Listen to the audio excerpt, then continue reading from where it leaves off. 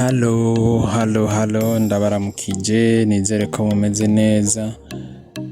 Ego bakunzi ba channel yacu, turabaramukije amahoro y'Imana. Hanyuma nifuje munazikora nabemereye kubashikiriza ibiganiro bitandukanye kuri iyi channel. Uno munsi icambere na mbere cyo mbanje gusaba imbabazi kuko maze igihe ntabashirira ku ikintu na kimwe, ariko nari nagize ikibazo gatoyi cy'ibikoresho. Ariko ubu ni sawa, ubu ibintu birameze neza. Hanyuma nifuje gutangurira uno munsi ikiganiro nifuza ko twakora ikiganiro cerekeye abajene canke umuntu wese yipfuza ko kumenya ibijanye n'igihugu ca Kenya, kuko tugerageje kuraba hano mu karere ka Afrika y'ubuseruko, Kenya ni igihugu ciza, ni igihugu giteye imbere, ni igihugu kimaze kugera ku ntambwe ishimishije. Hariho amarundi usanga biyumvira canke abanyarwanda bakiyumvira bati mbega jewe nk'ubu ko mpejeje ishuri ntararonka akazi canke iki, mu bihugu byacu bigoye ngene umuntu yisumamwo, mbega umuntu yobigenza gute, mbega umuntu ateye intambwe akaja mu kindi gihugu hoho vyogenda gute, hari akamaro vyoba bifise kurusha kuguma muhira. Uno musi rero nabazaniye inyishu, narabemereye ko iyi channel maze kuyigira subscribe atakintu na kimwe uzogirira ikibazo ngo urire inyishu hano. Uno musi rero nifuje kubaganirira ingene mwobigenza.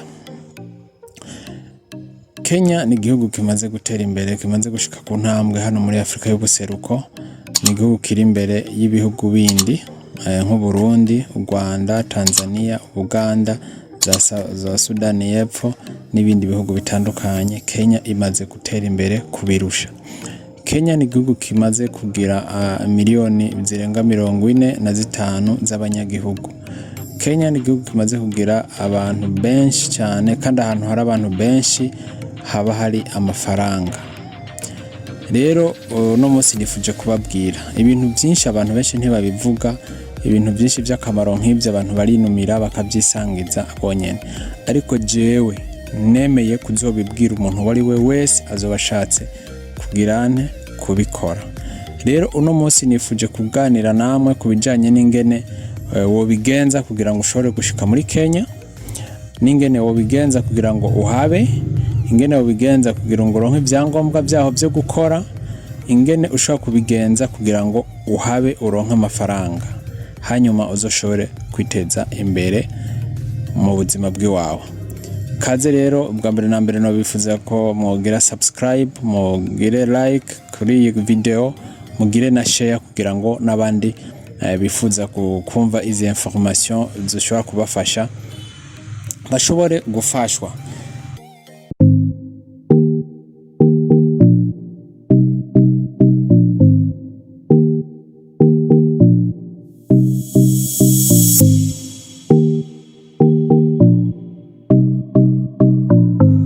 Karibu rero tugende mu kiganiro nyezina.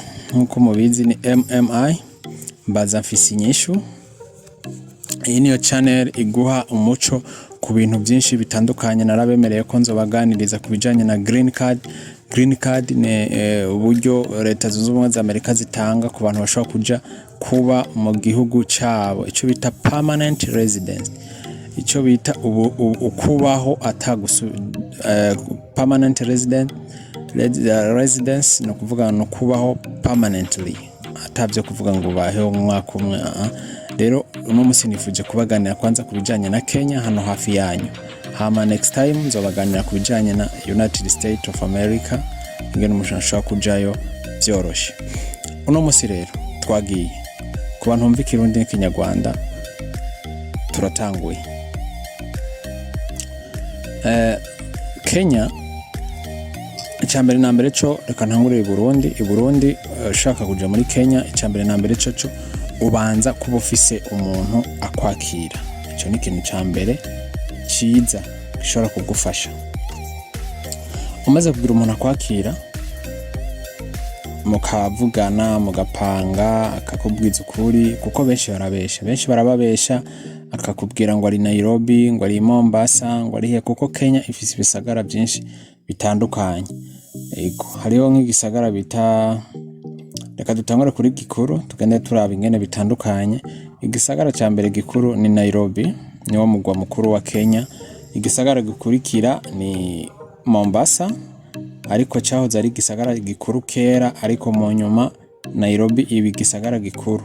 Icya gatatu ni Kisumu. Kisumu ni igisagara kindi kiri hano muri Kenya nyene. Bigenda birutana, hariho Nakuru, hariho za Kericho, hariho za Eldoret, hariho ibisagara byinshi cyane hano muri Kenya, kandi byose birateye imbere. Nuko rero ushoboye kuronka umuntu akwakira uca wipanga. Icya mbere ukarondera amafaranga y'itike, umaze kuyaronka uca urondera amafaranga azogufasha gutangura ubuzima. Umaze kuronka amafaranga biravana rero, sho kumbaza ati nangahe norondera, mbega byogenda gute? Nko kuva i Bujumbura uza muri Kenya utegezwa kugira kwipanga, kuko kera wararonka imodoka ishobora gushika i Kampala, igashobora gushika i Kampala hanyuma ugafata iyindi ikava i Kampala ikamanuka ikakuzana i Nairobi. Ego ubu rero ibintu biragenda bihindagurika kubera ibihe isi irimwo, ariko nta modoka direct ushobora kuronka iva Bujumbura Nairobi, ibyo ntibibaho. Rero ushoboye guca mu Rwanda urashobora kuronka Kigali Nairobi, irashobora kuboneka. Rero ubijanye n'amafaranga urashobora kwibaza ati mbega n'amafaranga ngahe umuntu ashobora gukenera. Nk'umuntu avuye i Bujumbura arashobora kuronka amafaranga 150. Umaze kuronka 150 by'amarundi urashobora gushika i Nairobi neza atakibazo na kimugize.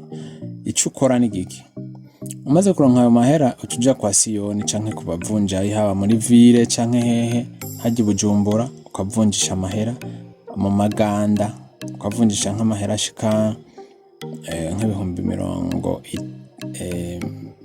ingahe tumve, kuko ushobora kuriha imodoka ishika i Kampala ntuyiriha mu marundi, uyiriha mu mafaranga yahe, mu mafaranga y'amaganda. Ushobora kuriha 50 ego by'amaganda kuva Bujumbura ushika urashobora kuriha 50 by'amarundi kuva Bujumbura ushika i Kampala, canke 60 biravana. Ugeze hanyuma ukacugura n'amakenya imbere yo kuva i Burundi ukayagura kugira ngo bize kugufasha. Ugeze i Kampala wururutse ushobora gufata imodoka ikuvana i Kampala ikujana Nairobi, canke ugeze i Kampala urashobora kuriha kandi mu maganda amafaranga 70 canke 80 ku modoka iva Kampala Nairobi. Umaze gushika Kampala rero uramubwira uwo muntu mwavuganye ko kwakira, ukamubwira ati ndi mu rugendo ngeze Kampala, uko nuko sawa. Hama mugafata urugendo ruva Kampala Nairobi. Kampala Nairobi rero ni urugendo runini kandi ruruhisha, bisaba ko wipanga. Ego ukaba ufise utuntu watekeye ushobora nko gufungura mu nzira. Hari n'ahantu hagira imodoka igahagarara, ariko nibaza ko yahagarara rimwe canke kabiri muri urwo rugendo kugira ngo ushobore kuja kwifasha nko muri toilette canke mushobore gufungura ikintu. Ni urugendo rurerure kuko kuva i Kampala kugera i Nairobi n'amasaha menshi cyane, ashobora kubashika nka 12. Ego ashobora kubashika 12 kuko murashobora kuva i Kampala mu gihe cy'isa 11 z'igitondo, mugashobora gushika i Nairobi mu masaha 2 canke saa 3, bivana n'ubwoko bw'imodoka wajemo. Rero amasaha 12 ararenga. Nuko rero ushoboye gushika mu gisagara ca mbere bita Kisumu. Umaze kuva i Kampala urinjira Kenya, ukinjira ku mupaka bita Busia canke Maraba, ukamanuka ukinjira. Umaze gushika mu gisagara ca mbere gikuru bita nico kinini utangura gushikirako, tukavuga kinini utangura kubona, urashobora no kucitiranya kuko kiri ahantu ku kiyaga bita Victoria. Ushaka kuvuga ngo nshitse i Nairobi ariko ntuburashika, ubushitse ku gisagara bita Kisumu. Rero urashobora gutira umuntu ari muri bus muri kumwe, ukamutira telefone, ugaterefona wa muntu ukamubwira ati nshitse Kisumu, kuko kuva Kisumu umanuka i Nairobi mengo na masaha ashika 7 n'amatara 8, hama ukabandanya ugashika uvuye Kisumu ushikira mu gisagara bita Nakuru. Umaze gushika mu gisagara bita Nakuru ubisigaza amasaha ashika 2 kugira ushike Nairobi. Uramanuka ugashika i Nairobi after ayo masaha 2, rero ukaca wegereje hajya mutangiye kubona igisagara, ushobora gutelefona wa muntu ukamubwira ati ndegereje Nairobi, turatangiye kwinjira muri ville. Ego hanyuma uwo muntu ashobora kugutegera akakwakira, hama akagutwara iwiwe ukuntu bivanye n'ahaba mu gihe aba Nairobi. Ataba i Nairobi nshuti yanje, antuka aba yarakubwiye ati mba mu gisagara bita uku, bisaba ko by'ukuri uhatogwa n'Imana, kuko Nairobi ni gisagara kinini kiri complique. Mu gihe ataje kugutegerera i Nairobi ngo agutwara ahantu asanzwe aba, bisaba ko uronka umuntu agufasha kukujyana ku modoka ishobora kugutwara aho hantu asanzwe aba, naho ni ikintu kitoroshe cyane. Ariko hamwe nawe bisaba ko umuntu cangamutse, umuntu ukerebutse ushobora kubikora. Ego hari abasuma, ariko abasuma bari mu bisagara byose byo ku isi, bashobora kwirinda. Hanyuma bibaye ngombwa ko gutora ni sawa, reka dufatire rero ko ushikiye Nairobi, ushikira mu bindi bisagara tuzobivuga ko mu kindi kiganiro cyo hanyuma. Ushikiye Nairobi aragutwara, icyo nzi cyoco n'abantu bake bakubwiza ukuri ati je Nairobi nkora ibi n'ibi mbayeho kunuko, ingo nawe pambane urabe ingene ushaka kubaho. Benshi barabesha bakakubwira ngo jewe ngo nkora hana kumbe sibyo. Icyo womenya cyo naho ba warize mu Burundi waraminuje, ugeze muri Kenya amashure yawe ntibayemera, diplome zacu ntibazemera. Bisaba ko n'imiburiburi wigino kugira ngo ushobore kwemera ibyo wize, kubera twe turi muri systeme y'Abafaransa nabo bari muri systeme y'Abongereza. Rero ushobora kushika arakwereka akakubwira ati ubuzima no kubumeze mbayeho kunuko. Rero icyo no kubwira cyoco ndakubwiza ukuri, baba abantu b'Abarundi, baba abantu b'Abanyarwanda, ni bake bafise ubuzima, bafise ubuzi bwiza bwo kuvuga ngo bakora ibintu byatari. Benshi usanga badandaza utuntu duto, benshi usanga badandaza amandazi, byo bita bitumbura, ugasanga badandaza icyayi, bazungurukana icyayi. Hari abo usanga badandaza amafiriti, hari abo usanga bakora muri salon de coiffure, kinyozi. Hari abo usanga bafise udushiramwe twabo two guteka ibitumbura, ibintu nk'ibyo. Ariko icyo womenya cyo, ibyo utakoze uri mu Rwanda, ibyo utakoze uri mu Burundi, ubujya ubona umengo nubwo abatize, nibyo abantu benshi no bakora, nibyo abantu benshi no bibabeshejeho, kandi bararonkamo amafaranga menshi cyane gose udashaka kwibaza. Urashaka kudandaza ibiyoba, ino ibiyoba biragugwa. No kuvuga iki, iciza cyo muri Kenya, akantu kose udandaje karasohoka kakagugwa, kuko population ni nini, abantu ni benshi. Ikindi naca abakenya bakunda kurya. Rero parvenye gushikaho urashobora gutera imbere. Reka uno munsi ngeze ngaha, ndibaza hari abantu bashobora kuba bavuga ati turafise utubazo kubijanye n'iki kiganiro dukoze.